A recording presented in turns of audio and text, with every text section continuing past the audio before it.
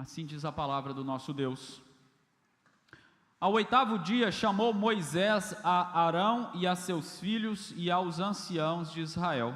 E disse a Arão: toma um bezerro para oferta pelo pecado e um carneiro para o holocausto, ambos sem defeito, e traze-os perante o Senhor. Depois dirás aos filhos de Israel: tomai um bode para oferta pelo pecado, um bezerro e um carneiro, ambos de 1 ano sem defeito, como o holocausto, e um boi e um carneiro por oferta pacífica, para sacrificar perante o Senhor, e oferta de manjares amassada com azeite, porquanto hoje o Senhor vos aparecerá. Então trouxeram o que ordenara Moisés diante da tenda da congregação, e chegou-se toda a congregação e se pôs perante o Senhor.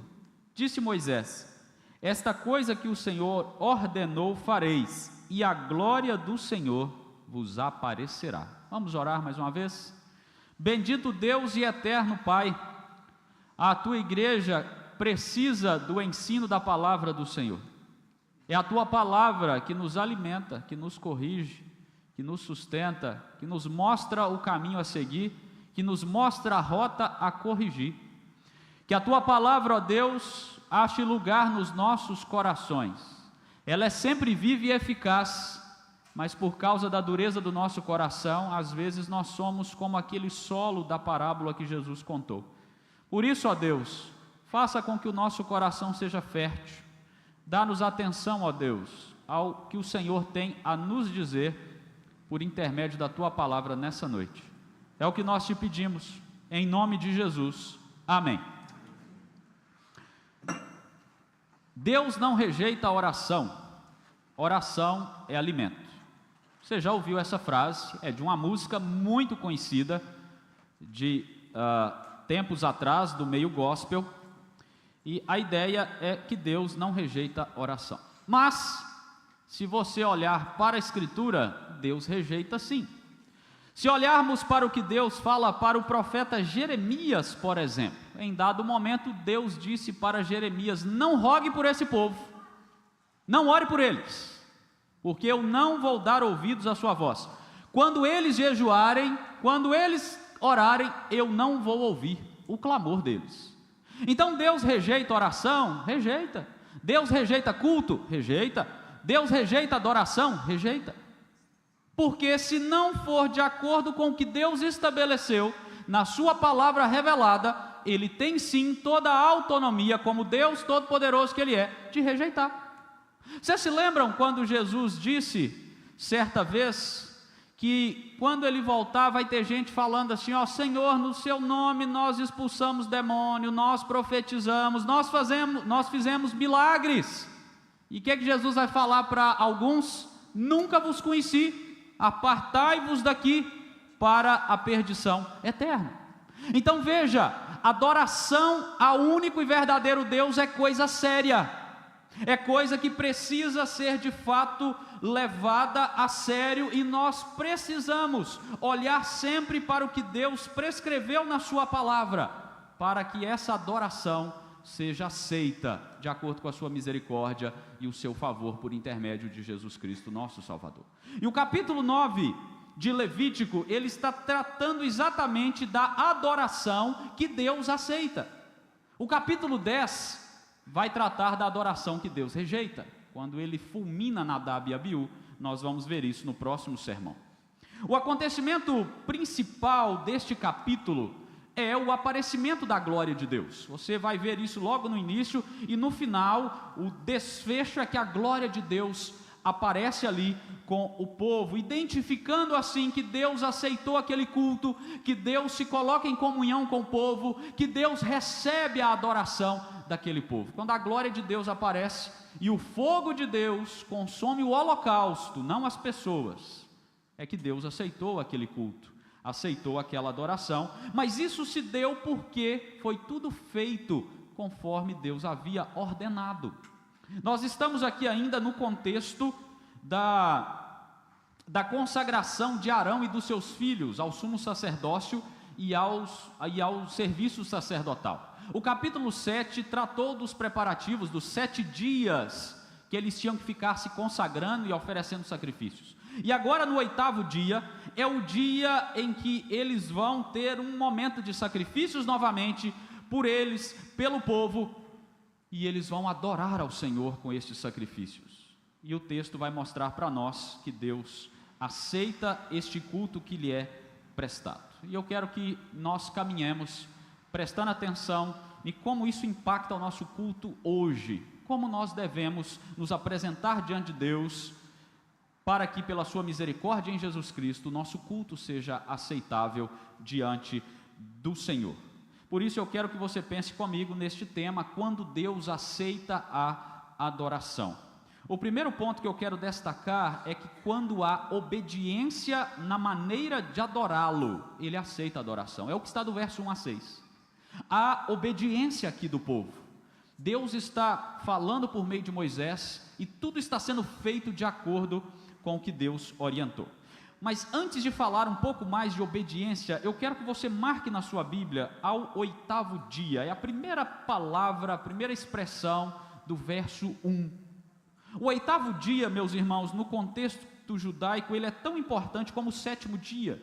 A gente sempre fala do 7º dia como o 7º por ser o número da perfeição, 7 dias da criação, mas o 8º dia também era importante. No 8º dia, por exemplo, era quando o primogênito de bois e ovelhas eram oferecidos ao Senhor. No 8º dia era quando se realizava a circuncisão das crianças. No 8º dia é que os israelitas estavam purificados depois de 7 dias isolado, quando eles cometiam algum pecado e não podiam oferecer sacrifícios no tabernáculo e no templo. Você vai ver isso mais adiante na exposição de Levítico. O 8º dia para o judeu, ele é muito importante. E é no 8º dia, depois daqueles 7 dias de consagração, que haverá culto ao Senhor. O ciclo de 7 dias no calendário judaico, ele vai ter a importância do 8º, que é digamos, o 8º ou o primeiro dia deste ciclo. E ele ganha um significado muito especial para o cristianismo, porque quando Jesus ressuscita, é considerado esse 8º dia, ou primeiro dia da semana. E é exatamente por causa da ressurreição de Jesus, além de outras questões, que a igreja primitiva, logo ali em Atos, eles já vão começar as suas reuniões, não mais no 6º dia, mas no 8º dia, ou no primeiro dia da semana. E esse primeiro dia da semana, dentro do nosso calendário atual, ele é o domingo, o chamado dia do Senhor. Então nós temos um mandamento do Senhor para guardar um dia de descanso e um dia de culto solene ao Senhor, que é o que nós estamos fazendo aqui nessa noite. E esse dia, ele é o dia de hoje. E há uma questão muito importante nesse dia. Se você observar bem, na antiga aliança, o povo trabalhava primeiro e descansava por último. Era o último dia que era o dia de descanso. Se você olhar a partir da nova aliança e transmitindo isso para o nosso calendário, qual que é o primeiro dia da semana? É hoje. Você descansa primeiro, você vem adorar ao Senhor primeiro, e amanhã você vai trabalhar. Então isso tudo tem um significado muito importante na nossa caminhada, porque o 8º dia, que era esse dia de culto aqui no Antigo Testamento, ainda algo embrionário em relação ao progresso da revelação, ele se mostra um dia para o cristianismo a partir da ressurreição de Jesus, como um dia de cumprir o mandamento do Senhor, descansar e adorar. Poderia ser qualquer outro dia, irmãos, a questão não é o dia em si, a questão é o que nós devemos fazer nesse dia como povo de Deus. A Escritura diz que há um dia como mandamento do Senhor para que nós descansemos e adoremos. Então, excetuando aqueles que precisam trabalhar no domingo ou possuem algum impedimento justo para tal, a igreja do Senhor deve se reunir especialmente nesse dia, deixando seus labores, deixando suas preocupações com as coisas deste mundo e obedecer à convocação do Senhor para estar aqui em adoração.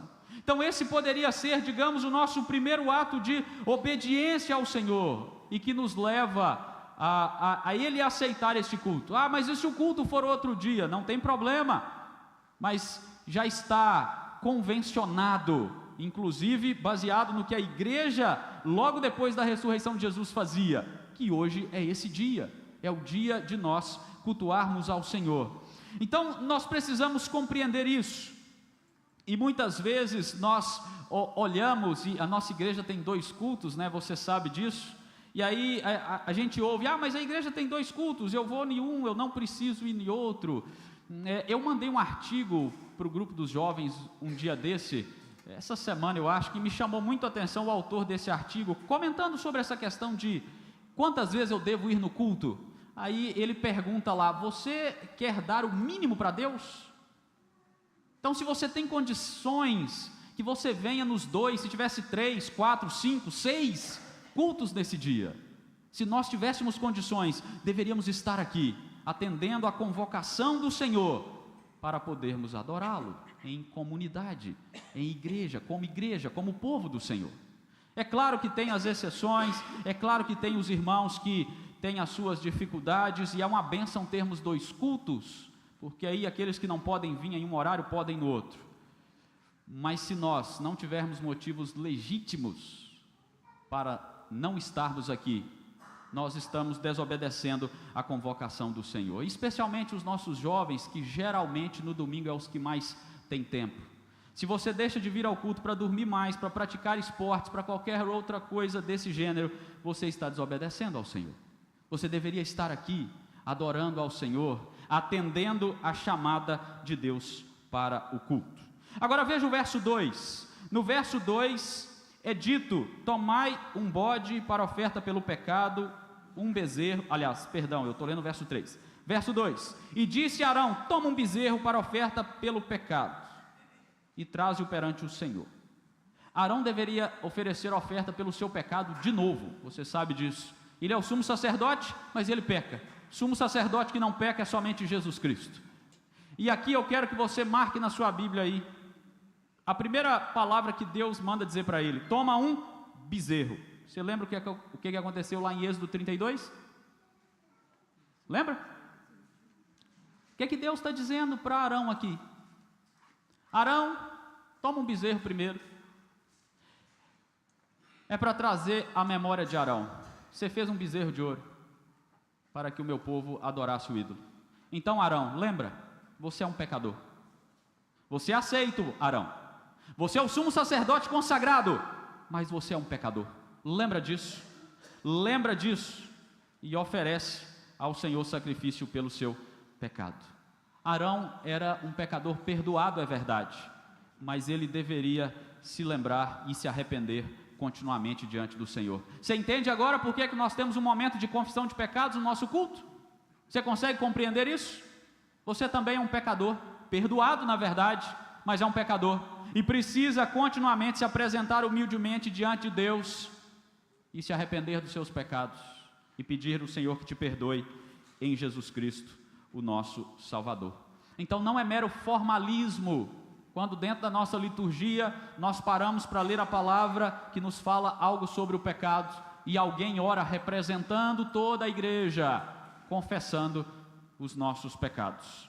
É algo de reconhecer publicamente que nós somos pecadores e carecemos da graça do Senhor. Isso também envolve a nossa obediência. Verso 3 e 4, o povo deveria trazer ofertas e animais para o sacrifício, e eu quero que você observe aqui o aspecto comunitário da adoração a Deus. Aquele era um grande dia de festa, irmãos. Aquele 8º dia, eles já tinham passado pelos 7 dias da consagração de Arão, dos seus filhos. Arão vai assumir ali o sacerdócio, o sumo sacerdócio. Era um dia de alegria em Israel, e todo o povo deveria participar daquela festa, trazendo os animais para o sacrifício, assim que era o culto do Antigo Testamento. E é claro que nós cultuamos a Deus na nossa casa, nos grupos familiares, nós cultuamos a Deus individualmente, mas a expressão máxima da nossa adoração é aqui coletivamente. quando nós nos reunimos no domingo para adorar ao Senhor. Então eu desconfio bastante do compromisso de alguém quando ele me diz assim: não, eu não preciso de igreja, eu só sigo a Jesus. Ele não entendeu o que é o Evangelho, ele não entendeu o que é comunidade, o que é igreja, o que é povo de Deus reunido, convocado pelo Senhor. Quando alguém diz assim: não, eu só vou ver online mesmo, está tudo certo, não confie nisso. Não confie que é possível que Deus aceite a sua adoração quando você simplesmente, por uma questão de querer mesmo, resolve que não precisa congregar, não precisa de igreja, não precisa estar aqui presente, participando da mesa do Senhor, como nós tivemos hoje nessa manhã. Desconfie disso, desconfie do seu próprio coração quando você desejar isso. Deseje estar aqui, presencialmente, cultuando ao Senhor de maneira comunitária. Isso aqui é culto, o povo de Deus reunido em adoração ao Senhor. É assim que nós obedecemos a Ele nessa adoração. O verso 6 destaca o propósito de todos aqueles elementos. O propósito de trazer os elementos, de sacrificar os animais.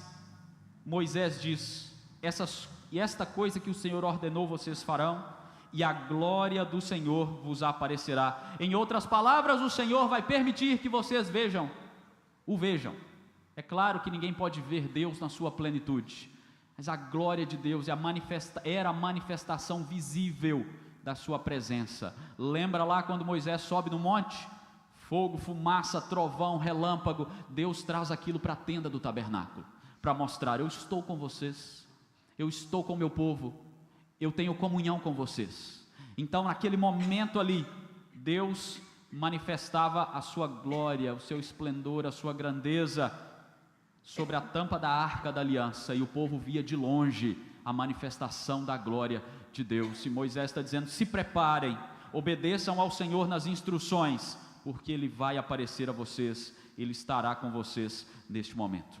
Agora, outra coisa importante, volte ao verso 5, porque os elementos de culto também são importantes. Então trouxeram o que ordenara Moisés. Marque isso na sua Bíblia. O que ordenara. A palavra ordenara implica o seguinte: o superior ordenando ao inferior e o inferior obedecendo. A palavra de Moisés é a palavra de Deus. Então é os servos, os homens obedecendo às ordens de Deus. Naquele contexto, eram aqueles animais para adorar ao Senhor, e eles obedeceram ao Senhor. Aquele culto, ele era cheio de sacrifícios, animais, ofertas de cereais, sangue. Era assim que Deus era cultuado naquele contexto, e o povo fez tudo conforme Deus obedeceu. Agora compare, o culto do Novo Testamento, ele é muito mais simples. O culto do Novo Testamento não tem essas ordens de Deus. Deus não está te pedindo para vir para o culto com um animal embaixo do braço para adorá-lo. E mesmo assim o evangelicalismo tem entendido o culto como um espetáculo, pirotecnia, fumaça, show de luzes e tudo enquanto há que a gente vê por aí. Nosso culto deve ser o mais simples possível, meus irmãos. Quanto mais simples for o nosso culto, mais fácil de nós concentrarmos a nossa adoração ao único que deve de fato ser adorado. É por isso que a nossa adoração pública, ela envolve aquilo que Jesus falou com a mulher samaritana, em espírito e em verdade, não com animais, não com sangue, não com oferta de bolo, de cereais e coisas dessa natureza. E aí é por isso, irmãos, que nós precisamos, como igreja, continuamente avaliar o nosso culto, os nossos elementos de culto. Nós precisamos parar de vez em quando e avaliar o pessoal da música, a liturgia que nós fazemos, o som, a iluminação, o que é feito durante o culto, a resposta que a igreja dá ao culto. Nós precisamos ter esse senso crítico. Porque se nós estivermos introduzindo elementos no culto que Deus não ordenou, nós estamos errados. Então é preciso estarmos em constante avaliação, fazendo uma simples pergunta: isso que eu estou fazendo no culto, foi ordenado por Deus ou pode ser claramente deduzido da Escritura? Se sim, eu faço, se não, eu não faço. Inclusive esse é o princípio regulador do culto que nós reformados adotamos. Nós só trazemos para o culto a Deus aquilo que está expressamente ordenado na Escritura, ou aquilo que claramente nós podemos deduzir dela. Então, este culto que o Senhor está ordenando aqui, o povo obedeceu, levou aqueles elementos da maneira correta, e nós precisamos refletir no nosso culto a Deus, se os elementos do nosso culto, que envolvem várias coisas que nós fazemos aqui, e do que a igreja responde a este culto, se nós estamos levando isso a sério diante de Deus, e colocando em prática na nossa caminhada. Por que isso? Por que essa reflexão é necessária? Porque o culto não é para nós, porque o culto é para Deus. O culto não é para que eu seja feliz, confortável, agradável. O culto não é para que eu me sinta bem, veja, o eu, o ego, o sentir, é para que Deus seja glorificado e exaltado. É para isso que existe culto. Culto é para que Ele seja engrandecido. E eu quero trazer à sua memória 1 Samuel 15, 22, quando a palavra diz assim: porventura tem o Senhor tanto prazer em holocaustos e sacrifícios, como em que se obedeça à palavra? Eis que o obedecer é melhor do que o sacrificar, e o atender melhor do que gordura de carneiros. Então, mesmo naquele contexto veterotestamentário, o que Deus sempre quis foi obediência, não simplesmente animais, bolos, pães, mas que ele fosse obedecido. Então, se ele falava, é com o bezerro, traz o bezerro e mata. Se ele fala, venha com a sua vida em espírito e em verdade, como é no Novo Testamento, venha e participe do culto, louvando e adorando ao Senhor. Então, meus irmãos, preste atenção nisso. Deus, Ele aceita a adoração quando nós o obedecemos na maneira de adorá-lo. Então, avalie a sua maneira de adorar a Deus. Avalie a maneira em que você cultua a Deus. E aí você poderá diante de Deus ver se precisa mudar algo ou se está tudo bem na sua adoração com o Senhor. Quando Deus ele aceita a adoração, há um segundo ponto importante, é quando há um preparo adequado para que ele seja adorado, é o que está do verso 7 até o verso 21. No culto da antiga aliança, o preparo adequado para encontrar com a glória de Deus envolvia alguns elementos. O verso 8 a 14 vai mostrar o sumo sacerdote oferecendo sacrifício pelo pecado dele, e aí aqui já é ele de fato executando este sacrifício. Lá atrás ele trouxe o animal, e agora ele vai executar esse animal, ele imola o bezerro, oferta pelo pecado que era por si mesmo, e aí tem todo aquele ritual que você já viu nas exposições anteriores, você já viu nos capítulos anteriores, eu não vou repetir aqui.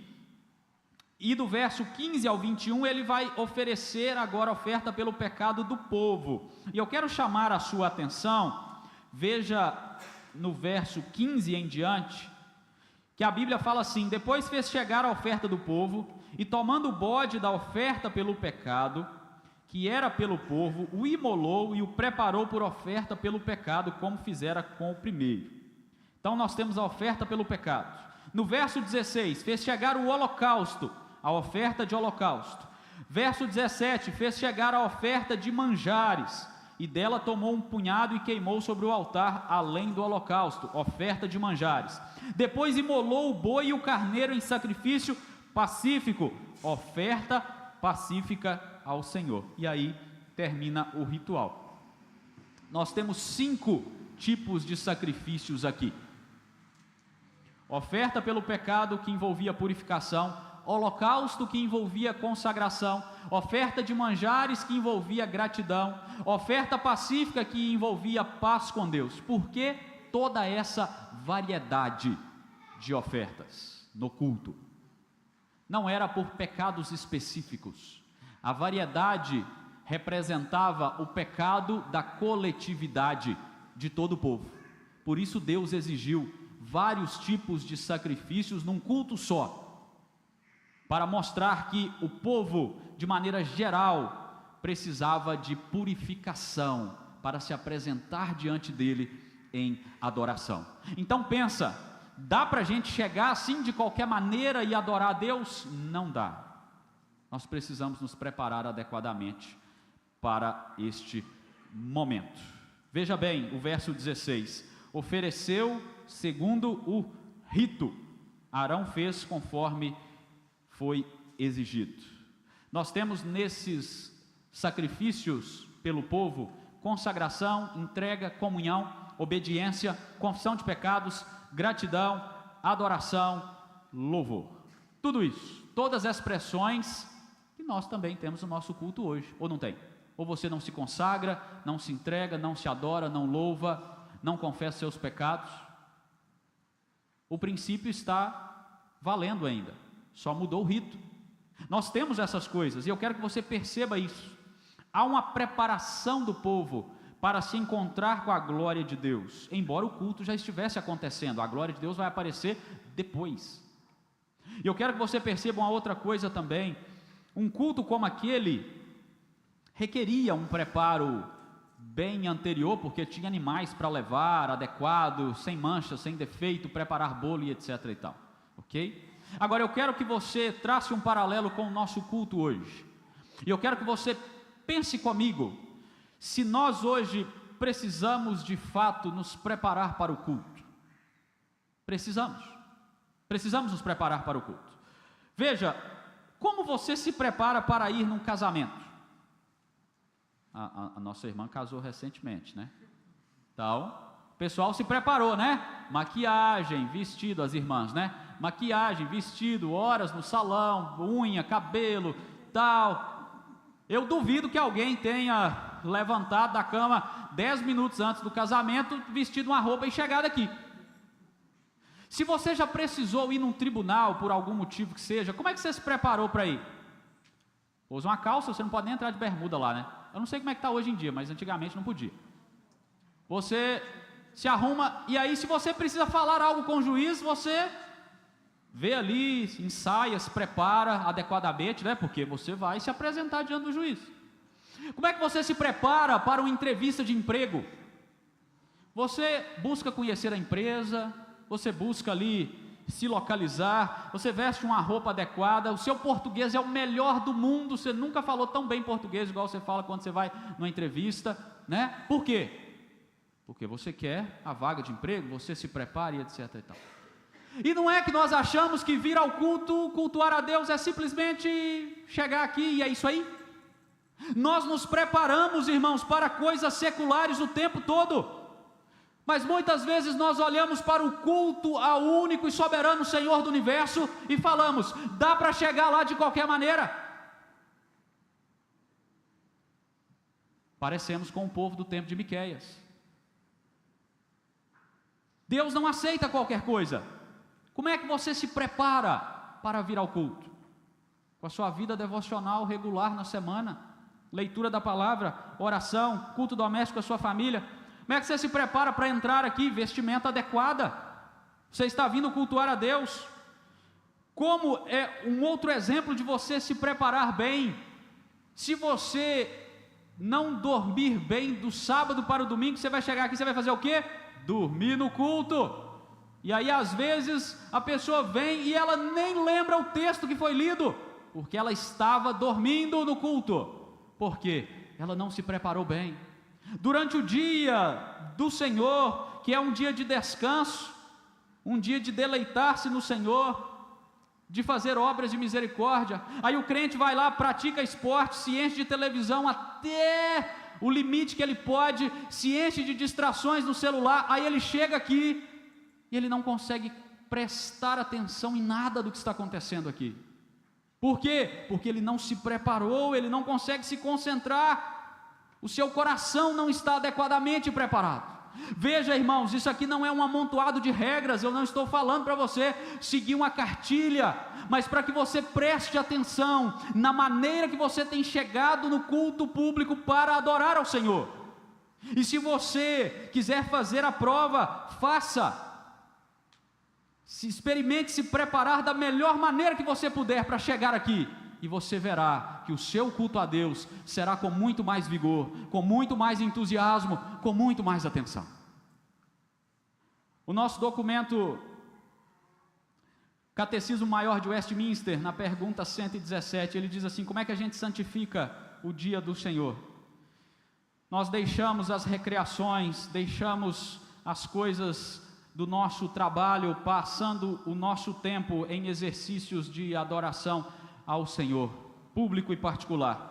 Para este fim, havemos de preparar os nossos corações, e com toda previsão, diligência e moderação, arranjar os nossos negócios seculares, para que sejamos mais livres e mais prontos para os deveres desse dia. É uma questão de dever de consciência de cada crente. Dever de consciência, não é regra, é dever de consciência, de eu me preparar adequadamente para chegar aqui, para estar aqui. Eu sou pastor, mas eu também sou crente, né?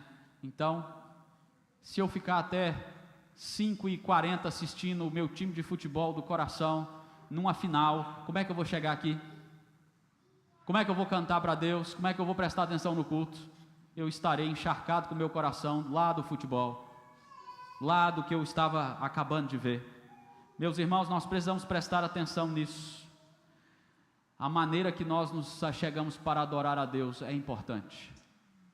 E a gente tem uma questão, a gente tem uma dificuldade, e eu não duvido que você queira dar o seu melhor a Deus, não é isso, é que você às vezes não pensa em como você deve preparar o seu coração para estar aqui neste momento, é porque você não leva isso em consideração, e eu estou chamando a sua atenção para que você passe a prestar atenção nisso. No culto do Antigo Testamento tinha um preparo, no culto do Novo Testamento deve haver preparo também. Como é que nós nos preparamos continuamente, inclusive agora durante o culto? Prestando atenção na nossa adoração a Deus, prestando atenção no nosso ato cultico, concentrando a nossa adoração. E aí a gente precisa mencionar o outro exemplo que infelizmente invadiu as nossas igrejas, o uso do celular durante o culto. Se você não está de plantão, ou se você não tem alguma questão familiar que você precisa verificar as suas notificações, ainda que você use a Bíblia do celular, você deve desligar as suas notificações e se concentrar na adoração a Deus. Você vai ser tentado o tempo inteiro, com a notificação chegar, de abri-la durante o culto, e aí você perde a sua atenção na glória do nosso Deus. Então eu quero que você pense nisso, meu irmão, com muito carinho. Como que você se prepara antecedente para chegar ao culto público, como que você se prepara e caminha durante o culto, para que você desfrute da adoração ao Senhor de maneira mais plena, para que você não preste um culto totalmente desleixado a Deus. Não é assim que nós devemos fazer, não é assim que Deus nos chamou para fazer. Preste atenção nisso. A gente tem dificuldade, porque Deus, Ele não vai fazer igual Ele fez com Nadab e Abiú, mas Deus continua sendo um Deus santo e zeloso pelas suas coisas, e Ele requer adoração verdadeira. Por fim, o texto vai mostrar o que acontece quando Deus aceita a adoração. A glória do Senhor aparece, verso 22 a 24.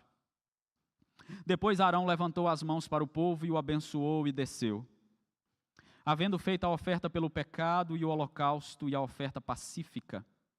Então entraram Moisés e Arão na tenda da congregação, e saindo abençoaram o povo, e a glória do Senhor apareceu a todo o povo. E eis que saindo fogo de diante do Senhor, consumiu o holocausto e a gordura sobre o altar. O que vendo o povo jubilou e prostrou-se sobre o rosto. Imagina a cena, era espetacular aquela cena, eu imagino.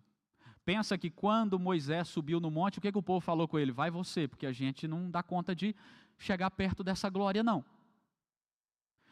Mas Deus quer ter comunhão com o seu povo, e Ele quer mostrar que a presença dEle está com o povo. Então Deus tira lá o espetáculo do monte e fala, não, vocês não vão subir não, é eu que vou encontrar com vocês na tenda. E a glória do Senhor aparece na tenda. Um momento ímpar, festivo na vida daquele povo. 3 coisas estão acontecendo aqui nesse momento. Primeiro, há uma bênção dupla aqui, eu não sei se você percebeu. Arão dá a bênção, ele volta com Moisés para dentro da tenda, provavelmente para orar pelo povo, e aí os dois voltam novamente para fora e abençoam o povo. A bênção provavelmente é aquela bênção de número 6, o Senhor te abençoe e te guarde, faça resplandecer o seu rosto sobre vós e seja gracioso convosco. O Senhor levante sobre vós o seu rosto e vos dê a paz. E aqui é para você entender também por que no final do nosso culto nós temos a bênção dada pelo pastor. Porque desde o Antigo Testamento, aquele que era o representante de Deus, no caso o sumo sacerdote, ele abençoava o povo no final do culto. No Novo Testamento nós temos os apóstolos fazendo isso, e os pastores posteriormente também vão fazer isso. Paulo, principalmente, a cada carta que ele termina, ele deixa uma bênção apostólica. Então, seja a bênção apostólica, seja a bênção aarônica, ela continua sendo usada pela igreja como uma maneira de mostrar visivelmente, né, que Deus recebe o culto e abençoa o seu povo, né? Quem faz isso é Ele, mas a bênção ilustra essa realidade. Agora tem uma segunda coisa acontecendo aí. Após o povo ser abençoado, o que o texto diz? Que a glória de Deus apareceu e o fogo do Senhor consumiu o holocausto. Então esse é o ápice do encontro. Deus vai usar o fogo dele, às vezes para juízo, às vezes para aceitação. Você vai ver no capítulo 10 que o mesmo fogo que queima o holocausto é o que queima Nadab e Abiú, porque Deus rejeitou os dois, o culto dos dois.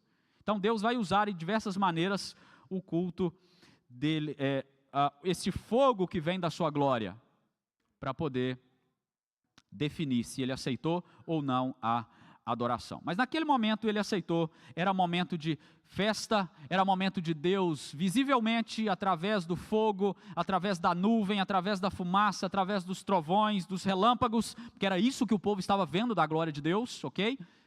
Ele manifesta ali a sua presença, consome o holocausto e diz: sim, eu estou em comunhão com vocês, vocês me obedeceram, vocês se prepararam bem e por isso nós vamos caminhar juntos.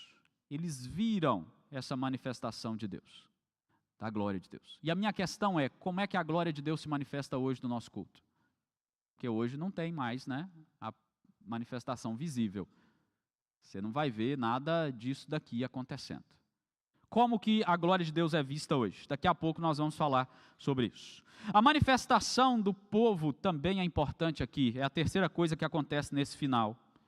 Primeiro, o povo grita de alegria, e também pode ser de alívio, tá? A palavra dá a entender as duas coisas. Porque pensa, né? Aquele espetáculo todo acontecendo, e a glória de Deus chegando ali, mesmo que eles estavam de longe, dá para assustar, dá para gritar. De alegria porque Deus aceita o sacrifício, de alívio porque Deus aceita o sacrifício, tá? Mas este gritar de alegria era a expressão de louvor do povo naquele contexto, era a resposta deles de adoração ao Senhor, o louvor que o Senhor merece. Então a maneira de fazê-lo era assim. E por favor, não vá confundir as coisas, viu? Isso não vale mais para o Novo Testamento, não vai sair gritando no culto, né? Porque senão os diáconos vão achar que está acontecendo alguma coisa com você e vai querer te ajudar.